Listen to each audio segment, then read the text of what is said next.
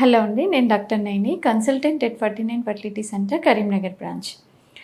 IVF treatment తీసుకునేటప్పుడు చాలామంది దీంట్లో సక్సెస్ రేట్ ఎంత ఉంటుంది, మేము ఇంత పెద్ద ప్రాసెస్ చేయించుకున్నప్పుడు మనకి ఖచ్చితంగా 100% సక్సెస్ అవుతుందా అని చెప్పి అడుగుతుంటారండి. అయితే మనకి ఐవీఎఫ్ ప్రాసెస్లో సక్సెస్ రేట్ ఇంప్రూవ్ చేసుకోవాలంటే ఎలా, అండ్ సక్సెస్ రేట్ అనేది ఏ అంశాలపైన ఆధారపడుతుంది అనేది ఈ వీడియోలో మనం మాట్లాడుకుందాం. సో బేసిక్గా మనము ఫర్టిలిటీకి సంబంధించిన ఇష్యూస్తో వచ్చినప్పుడు చిన్న ట్రీట్మెంట్స్ ట్రై చేసినా లేదంటే అవ్వనప్పుడు మనం ఐవీఎఫ్ ప్రాసెస్ వెళ్ళాల్సి వస్తుంది. సో ఐవీఎఫ్ ప్రాసెస్లో మనకి సక్సెస్ రేట్ అనేది మెయిన్గా కొన్ని రీజన్స్ పైన ఉంటుందన్నమాట. అంటే మెయిన్గా దీన్ని మనం ఒక 3-4 రీజన్స్ డివైడ్ చేసుకోవచ్చు.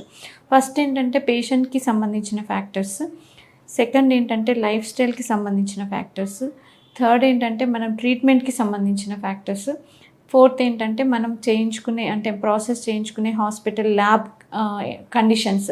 వీటన్నిటిపైన కూడా మన సక్సెస్ అనేది ఆధారపడి ఉంటుంది. సో ముందుగా ఫస్ట్ మనకు పేషెంట్ సంబంధించిన ఫ్యాక్టర్స్ని గమనించుకున్నట్టయితే దీంట్లో మనకి ఆడవారి యొక్క ఏజ్ అనేది వెరీ వెరీ ఇంపార్టెంట్ అన్నట్టు. ఇది చాలా మేజర్ రోల్ ప్లే చేస్తుంది. అయితే ఇప్పుడు ఎవరైతే లేడీస్ 35 ఇయర్స్ కంటే ఎక్కువ ఉన్న వాళ్ళలో లెస్ దెన్ 35 ఇయర్స్ ఉన్న వాళ్ళతో కంపేర్ చేస్తే సక్సెస్ రేట్ అనేది కొంచెం తక్కువగా ఉంటుంది. ఎందుకు మరి అని అంటే ఈ ఏజ్ పెరిగిన కొద్దీ ఏమవుతుంది అంటే ఎగ్ క్వాలిటీ అనేది తగ్గిపోతుంది అన్నట్టు. సో మెయిన్గా మనకి సక్సెస్ అనేది ఎగ్ ఒక క్వాలిటీ పైన, తర్వాత మేల్ స్పర్మ్ క్వాలిటీ పైన, తర్వాత ఎగ్ అండ్ స్పర్మ్ కలిసిన తర్వాత ఫర్టిలైజేషన్ అయిన తర్వాత మనకి ఎంబ్రియో అనేది తయారవుతుంది. సో ఆ తయారైన ఎంబ్రియో క్వాలిటీ ఎట్లుంది అనే దానిపైన, తర్వాత మనం ఈ ఎంబ్రియోని మనం యూట్రస్లోకి ట్రాన్స్ఫర్ చేస్తాం. సో ఆ లైనింగ్ అనేది ఎట్లా ఉంది, ఆ యూట్రైన్ లైనింగ్ పైన, వీటన్నిటిపైన కూడా మనకి సక్సెస్ అనేది ఆధారపడి ఉంటుంది అన్నట్టు. సో దీంతో పాటుగా ఆ లేడీ అంటే ప్రీవియస్గా ప్రెగ్నెన్సీస్ వచ్చాయా, మిస్క్యారేజ్ అయిందా, ప్రీవియస్ రీప్రొడక్టివ్ హిస్టరీ పైన కూడా మనకి సక్సెస్ రేట్ ఆధారపడి ఉంటుంది అన్నట్టు.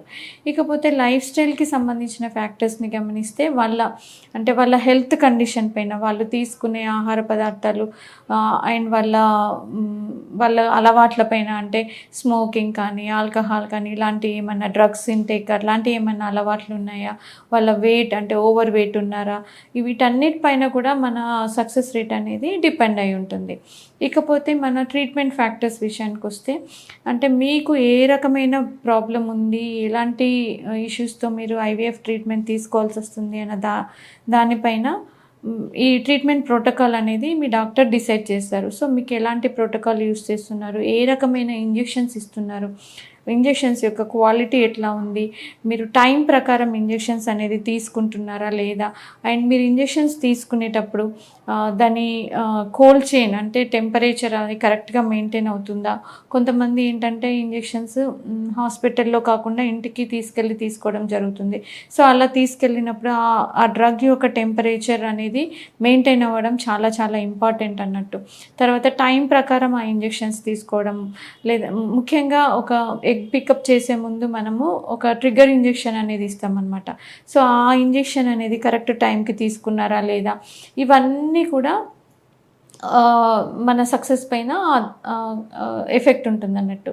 ఇంకా లాస్ట్ విషయానికి వస్తే ల్యాబ్ కండిషన్స్, అంటే మీరు ట్రీట్మెంట్ చేయించుకునే సెంటర్లో ల్యాబ్ మెయింటెనెన్స్ ఎట్లా ఉంది, ల్యాబ్ కల్చర్ కండిషన్స్ ఎట్లా ఉన్నాయి, అక్కడ క్లినీషియన్ ఎక్స్పీరియన్స్ ఏంటి, ఆ తర్వాత మీరు ఆ ఎంబ్రియాలజిస్ట్ ఎక్స్పీరియన్స్ ఏంటి, ఆ ల్యాబ్ మెయింటెనెన్స్ అంతా, ఎయిర్ క్వాలిటీ, ఎయిర్ కంట్రోల్ అంతా కరెక్ట్గా మెయింటైన్ చేస్తున్నారా లేదా, ఇవన్నీ కూడా మనకి మేజర్ రోల్ ప్లే చేస్తాయి అన్నట్టు.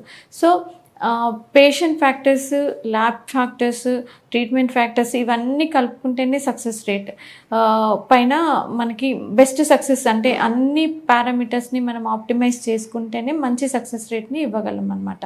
సో ఎంత మంచిగా, ఎంత బెస్ట్ కండిషన్స్లో మనం చేసినా కానీ 1 సైకిల్లో మనకి సక్సెస్ రేట్ అనేది 35 to 40% ఉంటుంది.